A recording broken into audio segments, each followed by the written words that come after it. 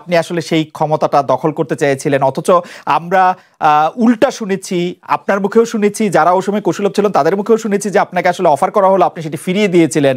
কিন্তু কেউ কেউ আবার বলে থাকেন আপনি একটা লম্বা সময়ের জন্য চেয়েছিলেন। এইটি কি একটা কোনো কারণ হতে পারে? এই ব্যাপারটি কি আমাদের দর্শকদের জন্য মানে বা ইয়েদের জন্য একটু আপনি পরিষ্কার করবেন যে আপনি আসলে রাষ্ট্রের সর্বোচ্চ ক্ষমতায় বা রাজনীতির জায়গায়, দেশ পরিচালনায়, সেগুলিতে আপনি আসলে আসতে চেয়েছিলেন কিনা, চান কিনা, বা ওই জায়গা থেকে? যদি চাইতাম খালেদ, যদি চাইতাম, তখন যখন মিলিটারি আমার বাসায় এসে বসে রইল সারা রাত আমাকে রাজি করানোর জন্য, আমি তো লুফে নিতাম। রাজি করানোর জন্য বসে থাকতে হবে কেন? আমি যদি ক্ষমতাই চাইতাম, বলে আর চলেন চলেন, কি করতে, কি কোন জামাটা পড়তে হবে দেখিয়ে দেন, এখনই যাচ্ছি। আমি তো সেটা করিনি। তাদের সঙ্গে তর্ক করেছি, সারা রাত ধরে তর্ক করেছে যে না ভাই আমাকে দিয়েন না, আমি এই কাজের উপযুক্ত না, আপনারা অন্য লক্ষ্য যান। তারা আমার উপরে মন ঠিক করে ফেলেছে আমাকে নিতে হবে। আমি বারে বারে বলতেছি তাদেরকে, তারা নিরাশ হয়ে ফিরে গেল, বললো যে সকালবেলায় আবার আসবো, সকালবেলায় আসলে তখন আপনি আমাদেরকে বলেন যে রাজি আছেন। আমি বললাম না, সকালবেলা আসলে একই কথা পাবেন, কারণ আমি তো এটা এমন কিছু না যে মনের মধ্যে সন্দেহ রেখে, দ্বন্দ্ব রেখে আপনাদেরকে বলছি, অত্যন্ত পরিষ্কার ভাবে আপনাদের কাছে বলছি। ঠিক আছে, তা না হলে তো আমি সঙ্গে সঙ্গে রাজি হয়ে যেতাম। কে ছাড়ে যাও আপনাকে? দেশের পুরো সরকারের প্রধান হবার জন্য আহ্বান জানাচ্ছে বাংলাদেশে এরকম কয়জন মানুষ আছে বলবো যে না আমি এই দায়িত্ব গ্রহণ করব না? আমি তো করলাম সেটা। এখন আমার নামে বলা হচ্ছে 10 বছর চেয়ে। আমি বছর নিয়ে তো প্রশ্নই উঠে না। প্রশ্ন হচ্ছে আগামীকাল সকালবেলা আপনি শপথ গ্রহণ করবেন, এই কথা। আমি বলছি না, করবো না। তারপরে এরপরে তো কয় বছর, কয় কাণ্ড। আমি 10 বছর দিয়ে কি করবোটা কি? আমি 10 বছর দিয়ে, আমি তো বলছি আমি এই কাজের জন্য নই। দেশে আমার দেশ পরিচালনা করা আমার দায়িত্ব না, আমার কাজ না। আমি জানি না এটা কিভাবে করতে হয়, আমি যেটা জানি সেটা করি। Make sense. আপনার মেয়ে মনিকা ইউনুস সম্প্রতি একটি সাক্ষাৎকার দিয়েছেন সিএনএন-এ। সেখানে আমি তাকে একটু যদি অনুবাদ করি তাহলে সেরকম পড়তে পারবো, যে আমি তাকে উদ্ধৃত করছি যে কোনো এক সময় প্রধানমন্ত্রী শেখ হাসিনা ও ডক্টর ইউনুস একসঙ্গে কাজ করেছেন। আমি আশা করি সেই সময়টা আবার ফিরে আসুক, শুধু গ্রামীণ কিংবা সংশ্লিষ্ট সব প্রতিষ্ঠানগুলোর ভালোর জন্যই নয়। যদি তারা আবারও একসঙ্গে কাজ করেন তাহলে সেটা চমৎকার হবে। এই মনিকা ইউনুসের এই আশা কি আপনারও মানে একই রকম আশা কিনা, যে প্রধানমন্ত্রী শেখ হাসিনা এবং ডক্টর ইউনুস একসঙ্গে কাজ করলে আরো কিছু চমৎকার কাজ হবে, বা এটা আপনি আশা করছেন এরকম কি? এটা কি এখন আমার জন্য করা যাচ্ছে না যে আমি নারাজ, যে করতে চাই না?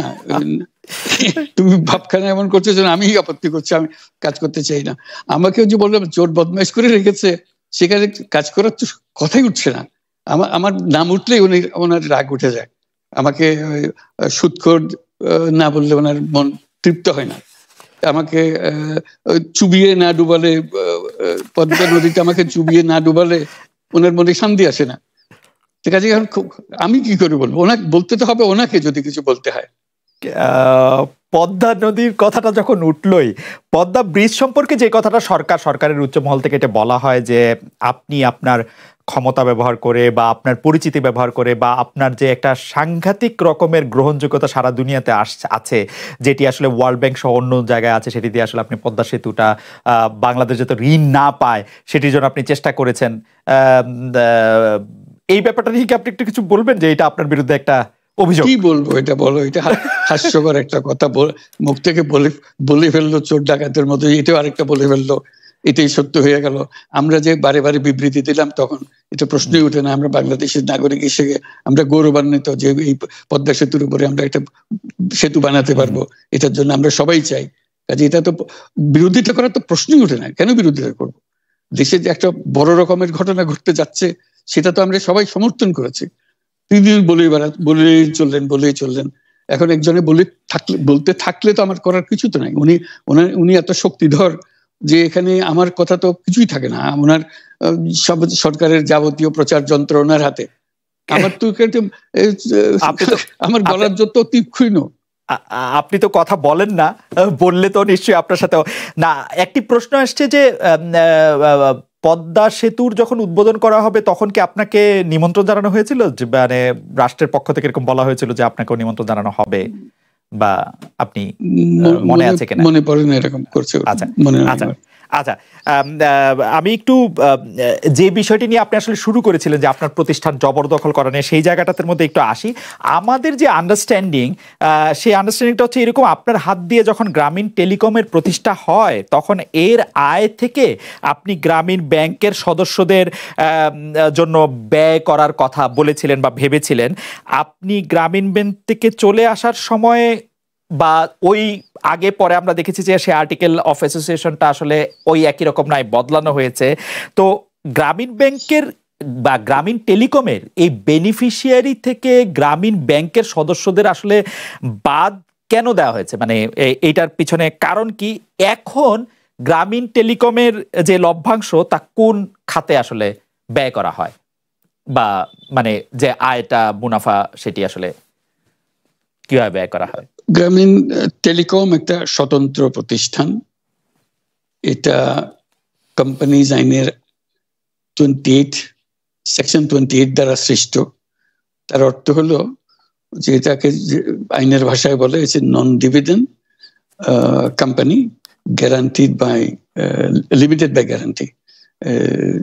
কাজেই এটার কোনো মালিক নাই। কাজেই মালিক যেহেতু নাই, এটা তার নিজের নিয়মে যারা গ্যারান্টি দিয়েছে, যারা গ্যারান্টির পরিমাণও খুব সীমিত, লিমিটেড বাই গ্যারান্টি, এটা 1000 টাকা।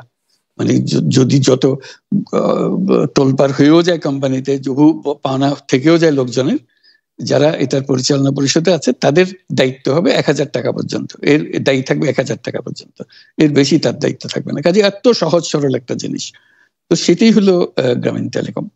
গ্রামীণ টেলিকম তখন একবার বলেছিল যে তাদেরকে কিছু কিছু সহায়তা দেবে এটা উপায় অর্জনের কাছ থেকে। এটা তাদের নিজস্ব সিদ্ধান্ত, এটা কারো চাপারও সিদ্ধান্ত না। যে সিদ্ধান্ত, সেই সিদ্ধান্ত অনুসারে সেই সমস্ত যে পরিমাণ টাকা তারা বলেছিল দেবে, এখানে দিয়ে যাচ্ছে। এই পর্যন্ত 500 কোটি টাকার উপরে দেওয়া হয়েছে এই সাহায্য সহায়তা থেকে। কাজে ওইটা যে আমরা বা গ্রামীণ টেলিকম এটার থেকে পৃথক হয়ে গেছে, তার যে কথা দিয়েছিল, কথা পুরো, এটা একটা কথা দিয়েছিল, এটা পূরণ করছে না, এটা আইনগত কোনো বিষয় যে আইনে বাধ্য হতে আপনি দিতে বাধ্য হবেন, এরকম কিছু ছিল না।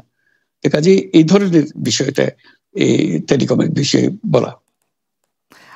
গ্রামীণ ব্যাংকের আপনি যখন মানে গ্রামীণ টেলিকমটা আপনি প্রতিষ্ঠা করেন, সেই সময়ে গ্রামীণ টেলিকমের সাথে গ্রামীণ ব্যাংকের সম্পর্কের যে বিধিমালা, সেই বিধি কি আপনি যখন চলে এসছেন গ্রামীণ ব্যাংক থেকে সেটি পরিবর্তন করা হয়েছিল? তো সেই পরিবর্তনটি মানে পরিবর্তনটির জায়গাটা যদি আমাদের একটু পরিষ্কার করতেন।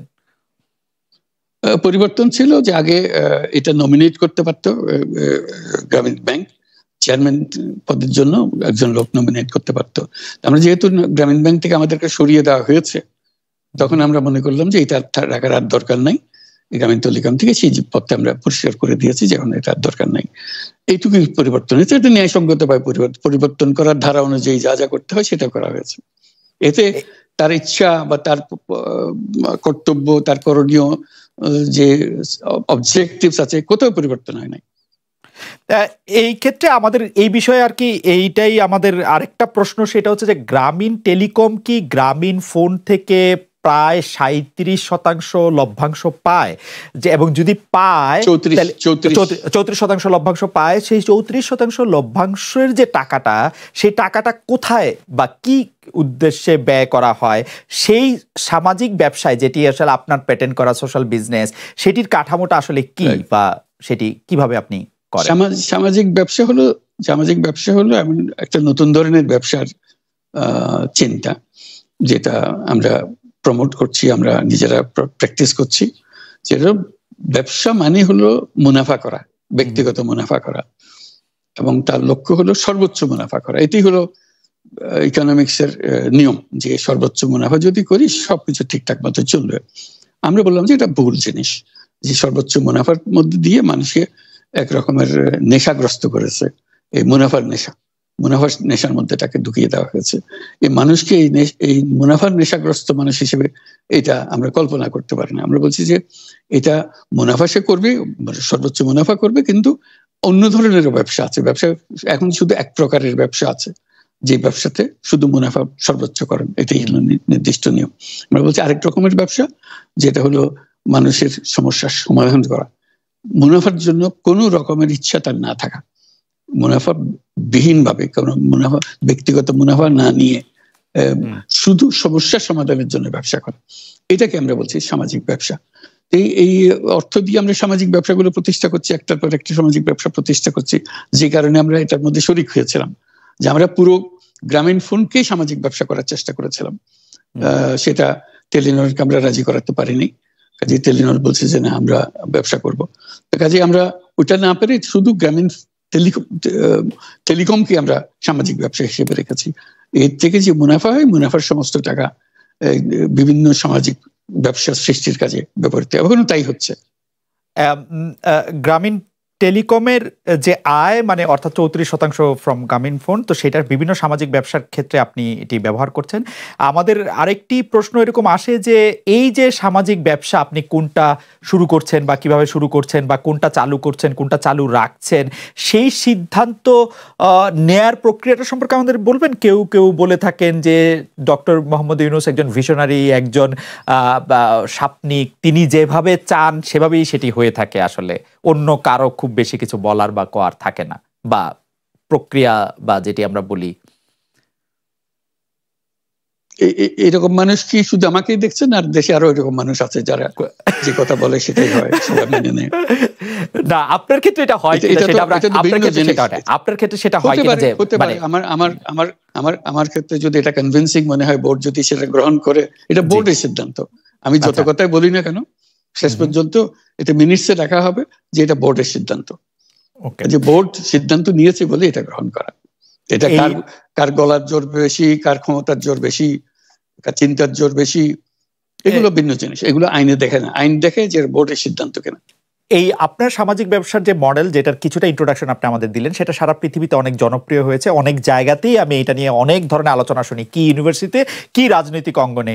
আপনি যে সামাজিক ব্যবসাগুলির সাথে ওতপ্রোতভাবে নিজেকে এখনো জড়িয়ে রাখছেন, আমাদের দর্শকরাও অনেকে জানেন যে ডক্টর মোহাম্মদ ইউনূস আসলে এখন মানে বয়সটা বলা কিরকম, তারপরেও বলি যে তিনি আসলে 80 পেরিয়ে আসছেন, এখনো তিনি অনেক তরুণ, অনেক উদ্যমী, এবং যে ব্যবসাগুলি তিনি করছেন আমাদের জানার আগ্রহ হচ্ছে সেই ব্যবসাগুলি কেমন করছে। মানে আপনি যেভাবে চিন্তা করছিলেন মুনাফার দিকে বা উদ্যোগ হিসাবে সবার কল্যাণের দিকে, সেটা আপনি কতটা নিজেকে স্যাটিসফাইড মনে করেন? এই ব্যবসাগুলি কিরকম করছে?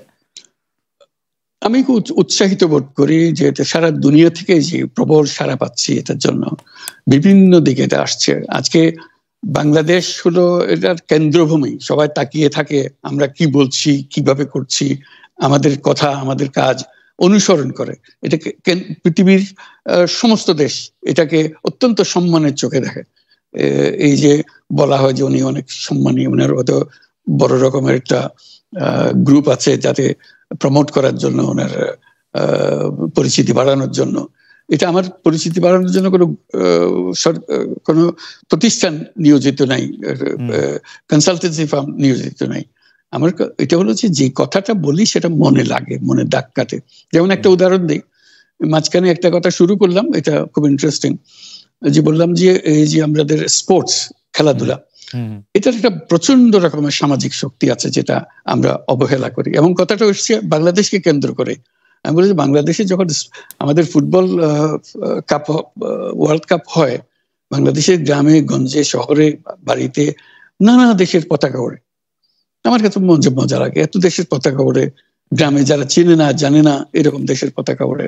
শুধু তাই নয়, তার একটা নিজস্ব ফেভারিট ক্লাব আছে, যে ক্লাবের জন্য সে জান দিয়ে দিতে চায়, একেবারে উদ্বিগ্ন থাকে কি হচ্ছে না হচ্ছে, জিতলে কিরকম জয় জয়কার হয়ে যায়, আর হারলে কিরকম কান্নাকাটির রোল পড়ে যায়। আমরা যে এটা কেন হয়, যে লোককে চেনে না, সে কোথায় ব্রাজিল, কোথায় আর্জেন্টিনা, নাম শুনে নেই কোনোদিন, কিন্তু তার জন্য জান পড়া। আমরা যেটা হলো তার একটা মস্ত বড় শক্তি, এই যে আকর্ষণ করতে পারে, মানুষকে আকর্ষণ করতে পারে। কিন্তু এই শক্তিটা আমরা বাণিজ্যিক ব্যবহার করি, মুনাফার কাজে ব্যবহার করি, এন্টারটেইনমেন্টের ব্যবহার করি, কিন্তু সামাজিক কাজে ব্যবহার করি না। এই কথা বলতে আরম্ভ করলাম, অনেকে শুনতে আরম্ভ করলো। তা আমাকে প্রথম রিও অলিম্পিকে দাওয়াত করা হলো এই বিষয়ে, অলিম্পিক কমিটিকে বলার জন্য, যে যেহেতু লেখালেখি হচ্ছে, পত্রপত্রিকা বিষয়টা আসছে। তা আমি গেলাম, বললাম, অনেকে পছন্দ করলো বিষয়টা, যে তারা কোনোদিন চিন্তা করে না যে স্পোর্টস দিয়ে একটা সামাজিক শক্তি দাঁড় করাতে পারে, সামাজিক ব্যবসা সৃষ্টি হতে পারে। তখন ফ্রান্স থেকে আমাকে আলাদা করে দাওয়াত করলো সেদিন এইখানে রিওতেই, ওখানে এন হিদালগো প্যারিসের মেয়র, আরো বিশদভাবে জানার জন্য দীর্ঘ আলাপ হলো তার স্পোর্টসম্যানদের নিয়ে। পরবর্তীতে আবার সেটা আমাকে প্যারিসে আমন্ত্রণ করলো আরো বহু বৃহত্তর জনসাধারণের জন্য, স্পোর্টস লিডারদের সঙ্গে আলোচনা করার জন্য। তখন তারা সিদ্ধান্ত প্রশ্ন করলো অলিম্পিককে সামাজিক ব্যবসা করা যায় কিনা। হয়তো অবশ্যই করা যায়। আমি ব্যাখ্যা দিলাম কিভাবে করা যায়, তারা খুবই কনভিন্সড হলো। তখন তারা ঠিক করলো, এটা হলো 2018 সাল, 2018 সালে ঠিক করলো যে তারা প্যারিস অলিম্পিক যেটা হবে 2024 এই বছর 2024 হবে, তখন অনেক দিন পরের কথা, যে এটাকে সামাজিক ব্যবসা অলিম্পিক করবে। আমাকে শুদ্ধ তারা নিয়ে গেল, আমি তাদের দলের একজন হলাম, প্রেসিডেন্ট ম্যাক্রো একজন, আমি একজন, আর এন হিদালগো, আমরা 3 জনের কমিটি। আমরা গেলাম লুজানে ইন্টারন্যাশনাল অলিম্পিক কমিটিকে বোঝানো, প্যারিসে যদি তোমরা সিলেক্ট করো প্যারিসকে, তাহলে প্যারিস এইভাবে সোশ্যাল বিজনেস অলিম্পিক করবে। আইওসি রাজি হলো। এখন এই 2024 সাল এসে গেছে, এখন প্যারিসে অলিম্পিক হবে এবং সেটা সামাজিক ব্যবসা অলিম্পিক হবে। এই যে একটা সাধারণ কথা, এটা এতজনের মাথায় ধরানো, এতজনকে কনভিন্স করা, এতজনকে এক্সাইটেড করা, এবং সেটা হচ্ছে। এবং আগামী যখন অলিম্পিক হবে আপনারা সবাই দেখতে পারবেন সামাজিক ব্যবসা অলিম্পিক বলতে কি বোঝায়। এটা দেখে এখন তারা পড়ে গেছে। আমাদেরকে এখন বারবার ডাকাডাকি হচ্ছে মিলান থেকে। মিলানে আসছে 2026 সালের winter Olympic, Milan Cortina winter Olympic. বলে যে প্যারিসেরটা তো তুমি করে দিয়েছো, আমাদেরটা আরো ভালো করে দিতে হবে তোমাকে, সামাজিক ব্যবসা আরো কি ভাবে সম্পর্কিত হয়। এই যে একটার পর একটা অলিম্পিক আসছে, পিয়াংচাং অলিম্পিক হয়ে গেল, সেটা আমাকে ধরতে পারেনি তারা। পিয়াংচাং অলিম্পিক কোরিয়াতে হয়ে যাওয়ার পরে 2018 সালে হয়ে যাওয়ার পরে আমাকে নিয়ে গেল পিয়াংচাং এ, যে এইটাকে এখন যেহেতু এটা হয়ে গেছে, হয়ে যাওয়ার পরে এটাকে সামাজিক ব্যবসায় কিভাবে রূপান্তরিত করা যায় আমাদেরকে পরামর্শ। এই যে একটার পর একটা মানুষ গ্রহণ করছে, এটা তো আমি তাদেরকে বিজ্ঞাপন দিয়ে গ্রহণ করাচ্ছি না, আমি একটা কথা বলছি, তাদের পছন্দ হচ্ছে, পছন্দ হলে আমাকে নিয়ে যাচ্ছে। আমার এখন পৃথিবীর কত জায়গায় এই যে শুধু স্পোর্টস রিলেটেড, আপনি মাঝে মাঝে দেখবেন পত্রিকাতে ছবি ছাপা হচ্ছে, ডক্টর ইউনূস ফুটবল বিশ্ব ফুটবল থেকে একটা পুরস্কার দিচ্ছে। রাইট, আমার সঙ্গে ফুটবলের কি সম্পর্ক আছে বলেন, আমাকে কেন দিচ্ছে? এই যে একটা কথা তাদের মাথায় ঢুকিয়ে দিয়েছে, সামাজিক ব্যবসা। এটা খুবই ইন্টারেস্টিং। আমি আপনার আরেকটা বিষয় একটু দৃষ্টি আকর্ষণ করছি, যে কর দেওয়া, আপনার কর দেওয়া বিষয়ে অনেকে এইটি বলতে চেষ্টা করেন যে আপনি কর না দিয়ে সে টাকা অনুদান দিয়েছিলেন এবং সেই জন্য আপনি ভেবেছিলেন যে সেই টাকার উপর আসলে কর দিতে হবে না, কিন্তু আপনি অনুদান দিয়েছিলেন একটি ট্রাস্টকে, যেটা ট্রাস্টি আবার আপনি সেই কারণে আপনাকে সর্বোচ্চ আদালতের নির্দেশে কর দিতে হয়েছে। এইটাকে কি আপনি আপনার একটা মিস্টেক বলবেন, নাকি বা আপনার অর্থনীতিবিদদের বা আপনার পরামর্শদাতাদের, নাকি আপনার উপর একটি জুলুম বলবেন? না, আমি বলবেন ভুল সংবাদ দিচ্ছ তুমি, সেজন্য বলবো। ভুল সংবাদটা হলো এই, আমার টাকা আমি রোজগার করি, আমি নিজে সিদ্ধান্ত নিয়েছি আমি কোনো কিছুর মালিক হব না। কাজে আমি টাকাটা আমি যেহেতু উপার্জন করেছি, সেটা আমি একটা ট্রাস্ট দিয়ে দিতে চাচ্ছি। যেমন আমার কোনো বাড়ি নাই, নিজের নামে নিজের কোনো বাড়ি নাই, গাড়ি নাই, জমি নাই, কোনো ব্যবসার শেয়ার নাই, আমি কোনোটা রাখিনি। এটা আমি মালিকানাবিহীন থাকতে চাই সবসময়। ঠিক আছে, এই টাকাটা আমি একটা ট্রাস্টে দিয়ে দিচ্ছি। তো ট্রাস্টে দিয়ে দেওয়ার সময় প্রশ্ন উঠলো এটাকে কর দিতে হবে কিনা। তখন আমাদের লয়ার বললো যে না, এটা যেহেতু আপনি দান করছেন, এটা তার কর দেওয়ার বিষয় না, আপনি তো দানই করে দিচ্ছেন। তা আমি বললাম যে আইনে যেভাবে বলে সেভাবে, টাকা তো আমি এমনি দিয়েই দিচ্ছি, কাজে এটা সরকারকে দিলে আমার কোনো অসুবিধা তো নেই, আমি তো ধরে রাখতে চাচ্ছি না টাকাটা। তখন বলতে আপনার দেওয়ার কোনো কারণ নাই। তখন আমরা এটা পূরণ করে দিয়ে দিলাম, সরকার দিয়ে দিল। তখন সরকার পক্ষ থেকে এনবিআর থেকে বলা হলো যে না, এটা করযোগ্য টাকা, আপনাকে কর দিতে হবে। আমাদের লয়ার বলছে দিতে হবে না, ওনারা বলছে কর দিতে হবে।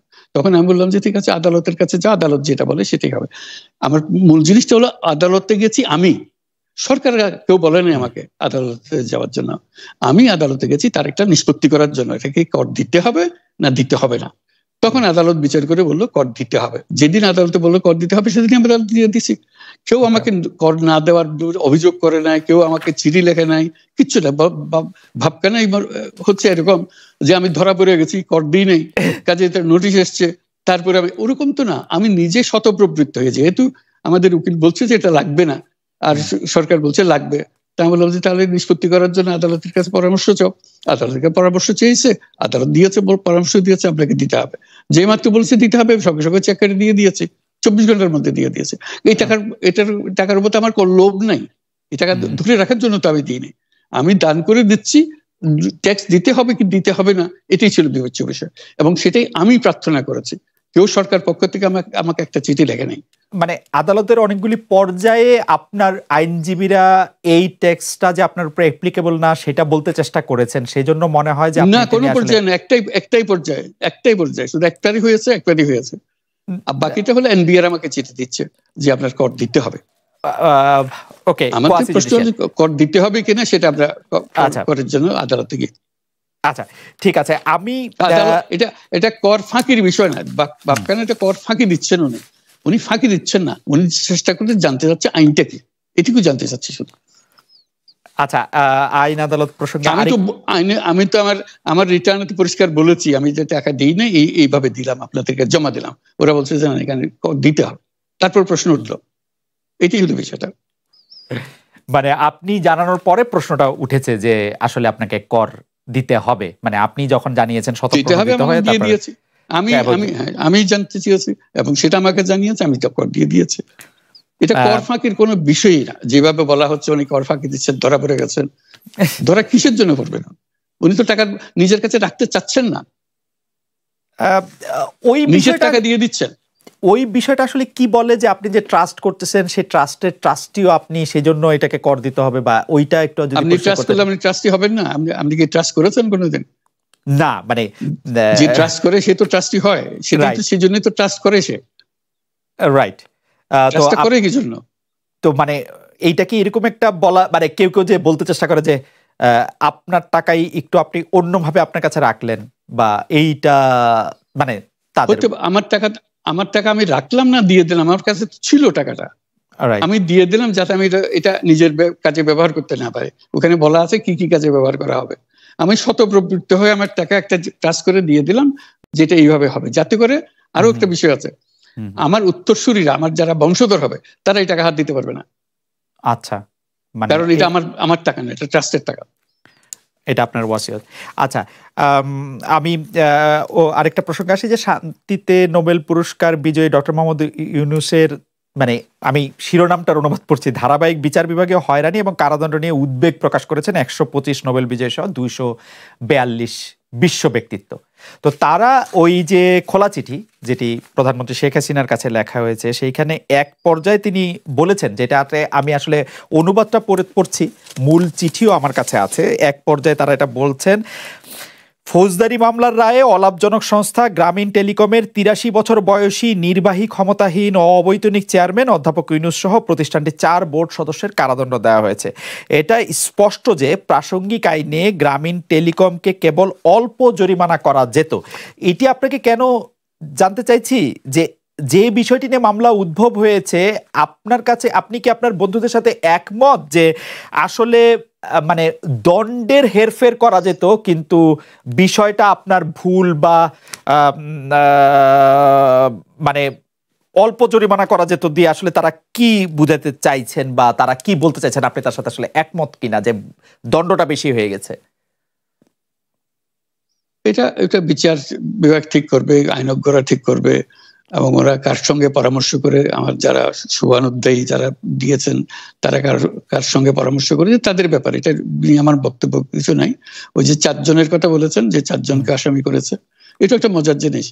আমরা তো বোর্ডে 7 জন, যদি বোর্ডের বিরুদ্ধে এটা হয়ে থাকে, এই 4 জন কেমনে বাছাই হলো? এটা একটু চিন্তা করে দেখেন। কারণ করতে হলেও সারা বোর্ড এটার জন্য দায়ী হবে, যারা বোর্ড মেম্বার আছে সবাইকে এর মধ্যে থাকতে হবে। সরকার আদালতে গেছেন 4 জনের বিরুদ্ধে, আর বাকি 3 জন মাপ, কারণটা কি? সেটি একটি প্রশ্ন বটে। কিন্তু আমি যখন এই renew call for justice for professor Yunus এটি পড়তেছিলাম, তখন আমার কাছে মনে হচ্ছিল যে তারা কেন এই কথা বলতেছেন যে এটাতে আসলে কিছু কম দণ্ড দেওয়া যেত, এত বড় দণ্ড দেওয়া উচিত হয় নাই। তার মানে কি এই প্রশ্নটি আসে যে আসলে যে অপরাধ আপনি যেটাতে বলেছিলেন যে দোষ করেনি সেই দোষের শাস্তি পেলাম, সেই ক্ষেত্রে কি তারা মনে করছেন যে আপনি আসলে দোষই করেছেন, শুধু দণ্ডটা বেশি হয়ে গেছে? এটা তাদের ব্যাপার। আমি আমারটা বলেছি, আমি তো অপরাধ করি নাই। আচ্ছা, এটাই যদি অপরাধ হয় তো বাংলাদেশে কোনো ব্যবসা তো টিকতে পারবে না এই অপরাধে। এইটাও সব বোর্ডে আপনি কোনো লোক আনতে পারবেন না এখন, কারণ বোর্ডে আপনি সিদ্ধান্ত দিচ্ছেন নীতি সংক্রান্ত, একটা নীতি নির্ধারণ করার জন্য। বোর্ড হলো নীতি নির্ধারণের জন্য সিদ্ধান্ত দেয়। এখন কোথায় কি টাকা দিচ্ছে না, কার পাওনা টাকা ফেরত দিচ্ছে না, নেওয়া হয়নি, ইত্যাদি ইত্যাদি। এর জন্য যদি বোর্ড সদস্যকে এসে ধরি হয়, তাহলে কেউ তো বোর্ডের সদস্য হতে চাইবে না। বোর্ডের সদস্য তার পাওয়ার কি আছে? এখানে তো এক পয়সাও পায় না সে এই বোর্ডের সদস্য হয়ে। এখন খামোখা জেল হাজতে যাওয়ার দরকার থেকে তার। এই কথা কি সত্য কি সত্য যে বাংলাদেশে এরকম একটা আইন আছে যে আইনের মধ্যে হচ্ছে মুনাফা করলে তার 5% আপনার আসলে শ্রমিকদের মধ্যে বন্টন করে দিতে হবে? এটা সবার জন্য সমানভাবে সত্য, যেটা আসলে এই কোম্পানিগুলি বা আপনার প্রতিষ্ঠিত প্রতিষ্ঠানগুলি মানে নাই, বা গ্রামীণ টেলিকম মানে নাই? এটা কি আসলে সত্য?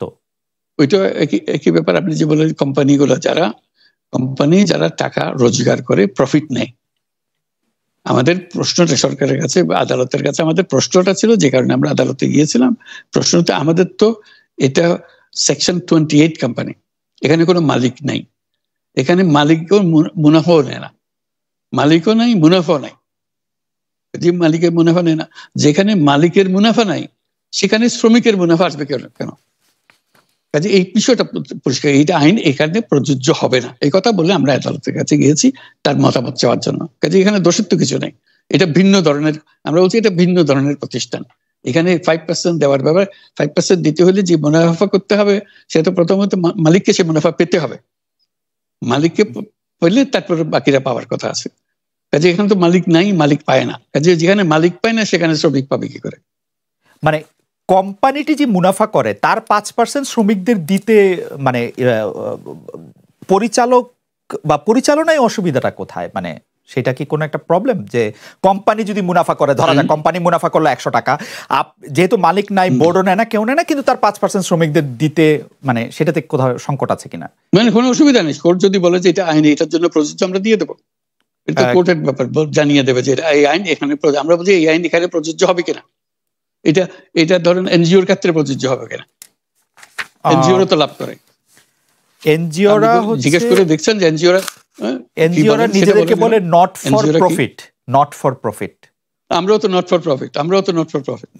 নট ফর প্রফিট মানে হচ্ছে প্রফিটটা মালিকরা বা কেউ নিতে পারবে না, বাট কোম্পানিটা তো প্রফিট তো করবে। মানে এনজিও তো প্রফিট করছে, সেই এনজিওদের ক্ষেত্রেও প্রশ্ন তোলা যায় বলে আপনি মনে করছেন?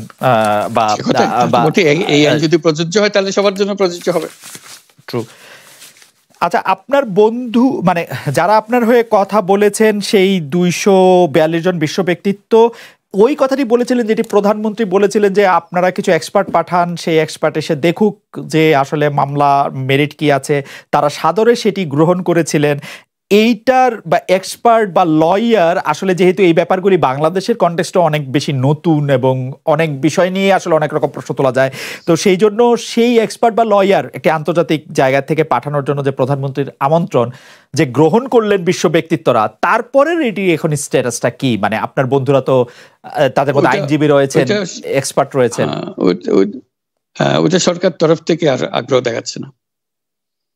আপনার কি আবেদন করেছিলেন সরকারের কাছে যে মানে আপনার অমুক আইনজীবী হিসেবে? ওরা তো বললো যে ওরা তো বললো যে আমরা দিতে চাই, ওদের চিঠিতেই বলা আছে আমরা দিতে চাই, কিন্তু ফর্মাল কোনো অফিসিয়াল আমন্ত্রণ মানে আসার জন্য কোনো আবেদন বা এরকম কোনো কিছু আপনি?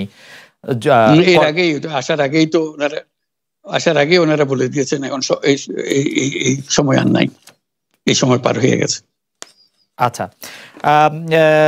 ডক্টর মোহাম্মদ ইউনূসের সঙ্গে আমরা কথা বলছিলাম। এর আগে আমরা যে প্রসঙ্গ নিয়ে কথা বলতে চাই সেই প্রসঙ্গে আসলে একটু দর্শকদের কাছে প্রশ্ন করেছিলাম যে টাকা পাচার রোধে সরকার ব্যর্থ হচ্ছে বলে মনে করেন কিনা।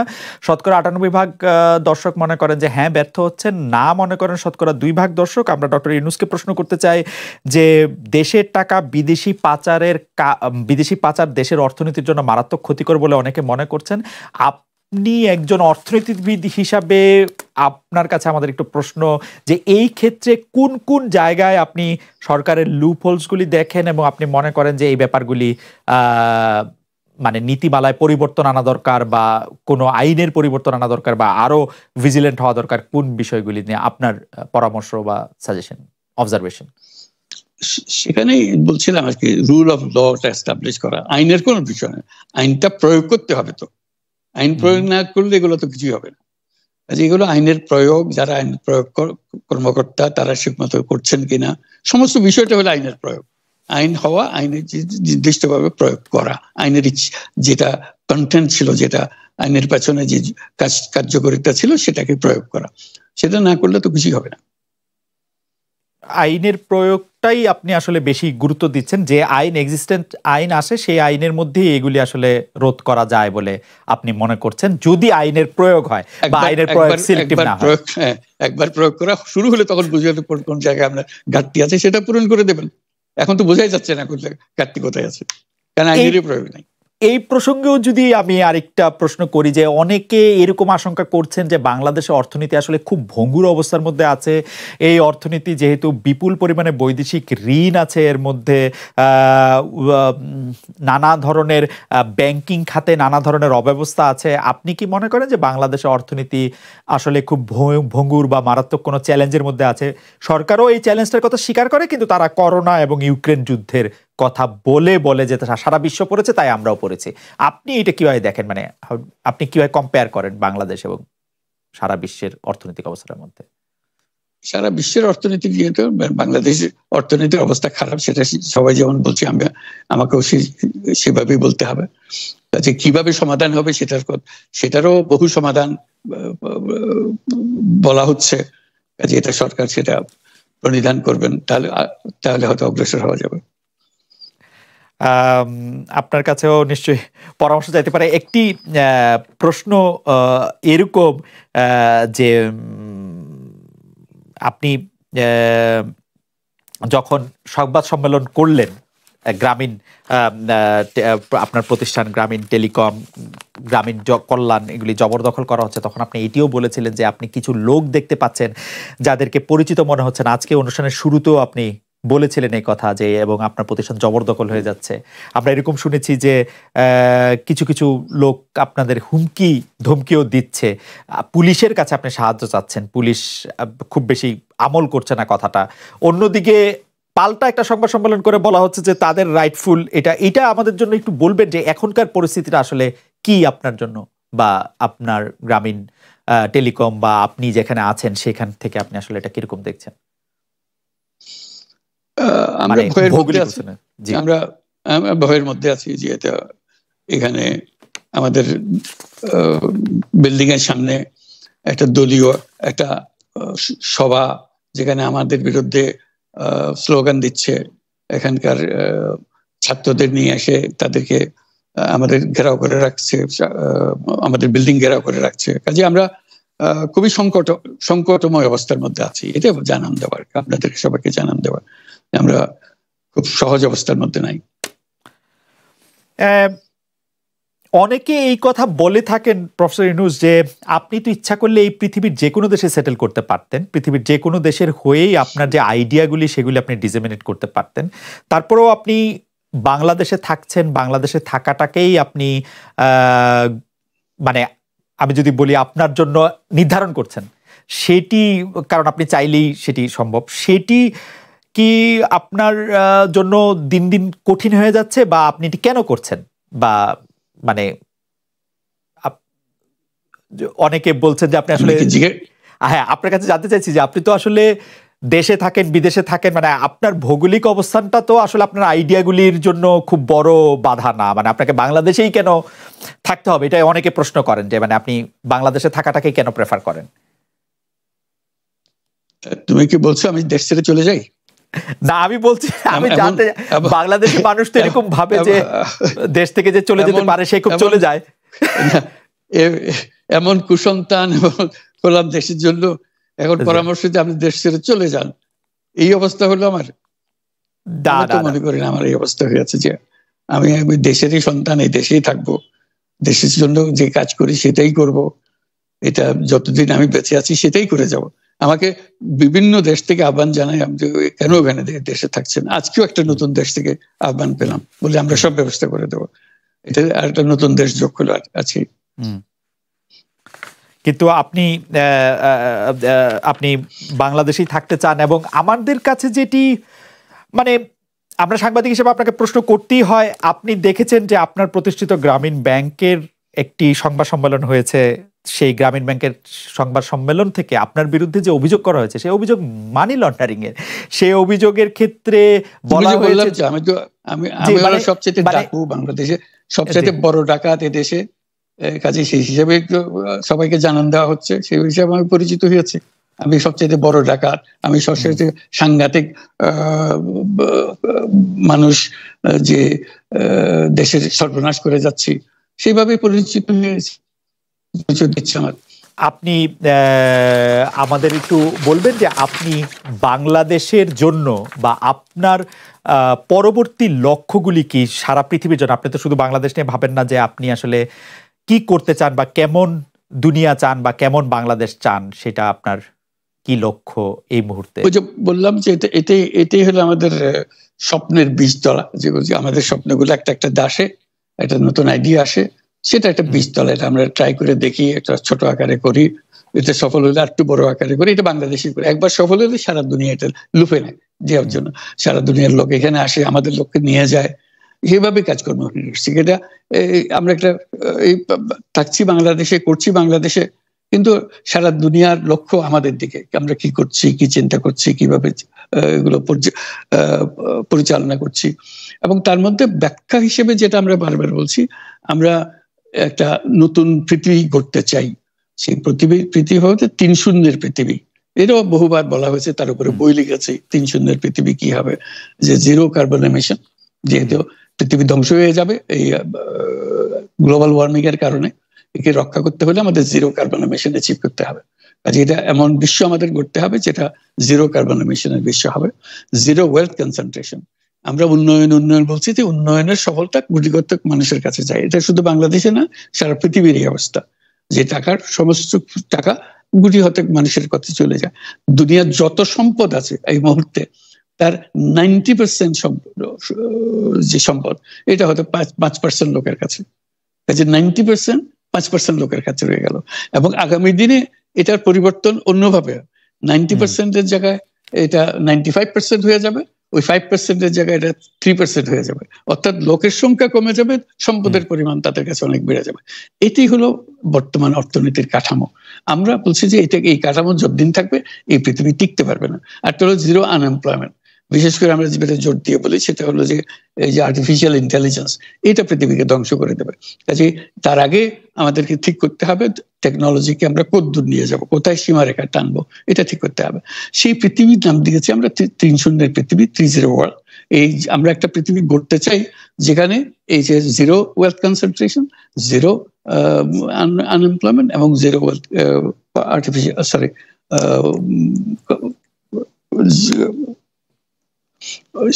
গ্লোবাল ওয়ার্মিং 0 হবে। এই 3টা 0-র মধ্যে আমরা থাকবো। তো সেটা বিভিন্ন দেশে এটা পর্যালোচনা বৈঠক হচ্ছে, বিভিন্ন বিশ্ববিদ্যালয়ে সেটা নিয়ে আলোচনা হচ্ছে, আমাদেরকে আমন্ত্রণ জানাচ্ছে, আমরা সেগুলো বিশ্বকে বোঝানোর চেষ্টা করছি। এটার বড় নিয়ামক হবে সোশ্যাল বিজনেস।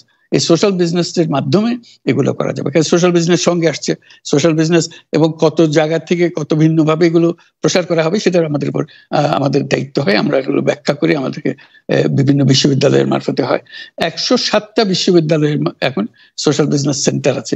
এটার নাম হলো সাধারণত ইউনুস সোশ্যাল বিজনেস সেন্টার নামে পরিচিত হয়। নিত্য নতুন বিশ্ববিদ্যালয়ের সঙ্গে যুক্ত হচ্ছে। সর্বশেষ যেটা কিছুদিন আগে আমরা পত্রিকায় দিয়েছিলাম, যে finance university of Russia, finance university Moscow, তারা বলছে যে আমরা এখানে ইউনুস সোশ্যাল বিজনেস সেন্টার করব। এবং আপনাকে একটা দায়িত্ব দেব, একটা ইন্টারন্যাশনাল অ্যাডভাইজারি কমিটি আমাদেরকে বানিয়ে দেবেন এবং আপনি সারাক্ষণ এটা তদারকি করবেন। সেটা এই সপ্তাহের মধ্যে আরেকটা বৈঠক হবে, তাদের সঙ্গে জুম মিটিং হবে যে তারা অগ্রসর হচ্ছে। অর্থাৎ এটার গতি শুধু সীমাবদ্ধ কোনো বিশেষ ধরনের কাজে না। চায়না এটার একটা অগ্রগামী দেশ, যেটাতে সোশ্যাল বিজনেস নিয়ে তারা বহু পরিমাণ মনোযোগ দিচ্ছে। কাজে এইটা দুনিয়ার ডানে বাঁয়ে উত্তর দক্ষিণে সবার কাছে আছে, কাজে সেটাকে আমরাকে তুলে ধরছি। এটার আমাদের বড় বক্তব্যটা হলো যে বর্তমান যে কাঠামোর উপরে বিশ্ব পরিচালনা হচ্ছে, সেই কাঠামো, সেই বিশ্ব এটা আত্মঘাতী একটা বিশ্ব। এটা নিজেকে বিলুপ্ত করা ছাড়া এটার কোনো গতি নেই, যে গতিতে আমরা এগোচ্ছি। কাজে এই বিলুপ্ত হওয়ার আগে যদি আমরা নতুন কাঠামো করতে পারি, নতুন সভ্যতা গড়ে তোলা, এই নতুন সভ্যতা গড়ে তোলার জন্য এই সমস্ত আয়োজন হচ্ছে। সেই কারণেই এই পৃথিবীর এত ইন্টারেস্ট দেখছেন, যে আলোচনা দেখছেন, যে তারাও অনুভব করে যে এটার একটা রাস্তা বের করতে হবে। আমরা একটা রাস্তা বের করেছি, এটা তাদের কাছে সম্পূর্ণ মনে হচ্ছে নাকি আরো এডিশন দরকার হবে, কিন্তু তারা এটার মধ্যে জড়িত হতে চায়, তারা করছে। তার সঙ্গে আমরা 30 ক্লাব, আমরা বলছি যে এটা শুধু মুখে কথা বললে হবে না, এটা কার্যে পরিণত করতে হবে। পাঁচজন সদস্য নিয়ে এটা ইয়ুথদের মধ্যে প্রচার করার, যুবকদের মধ্যে প্রচার করার জন্য 12 বছর বয়স থেকে 35 বছর বয়স পর্যন্ত, এই বয়সের মধ্যে এই যে 5 জন মিলে একটা ক্লাব করবে, 30 ক্লাব। তাদের অঙ্গীকার হবে, আমি ব্যক্তিগতভাবে কার্বন এমিশন জিরো করব, আমি ব্যক্তিগতভাবে ওয়েলথ কনসেন্ট্রেশনকে বন্ধ করব, আমি ব্যক্তিগতভাবে আনএমপ্লয়মেন্টকে বন্ধ করব। এটা ব্যক্তিগত, আমি এমন কিছু কাজ করব না যাতে এগুলো প্রসারিত হওয়ার সুযোগ পায়। কাজে 5 জনে প্রত্যেকে এটা যখন সফল করবে, তাদেরকে বলা হবে 30%। এই 5 জন যদি 30% হতে পারে এবং আরো ক্লাব যদি 30% সৃষ্টি করতে পারে, আমাদের বক্তব্য হলো তাহলে আমরা 30 বিশ্ব গড়তে পারবো। কারণ পুরো জিনিসটা সৃষ্টি করছি আমরা নিজেরাই ব্যক্তিগতভাবে। এই যে ওয়েস্ট, প্রচুর ওয়েস্ট, আমরা বর্জ্য, এই বর্জ্যতেই আমরা শেষ হয়ে যাব। কাজে আমি বর্জ্যের আমি যদি 30 ক্লাব করি, প্রথম কাজ হলো আমি যে জিনিস আমার দরকার নেই সেই জিনিস আমি কিনবো না, কারণ কিনলে এটা ফেলে দিতে হবে, এক সময় ফেলতে হবে, বর্জ্য প্রতিরোধ। কাজে বর্জ্যকে পরিত্যাগ করার জন্য আমাকে প্রস্তুতি নিতে হবে। যদি আমার নেহাত দরকারই হয়, তাহলে আমাকে সেটা সীমিত করতে হবে, রিডিউসে, তারপর হলো রিইউজে, আবার নতুন করে ব্যবহার করে থাকে, নতুন ভঙ্গিতে আসো। তারপরে হলো যে রিসাইকেল, আবার এটাকে কাজের মধ্যে লাগিয়ে দিল। এইগুলো প্র্যাকটিস করতে হবে, এই যে প্রত্যেক যুবক, যারা তরুণরা এগিয়ে আসছে। কাজে শিক্ষা ব্যবস্থার মধ্যে একটা বড় পরিবর্তন আনতে হবে।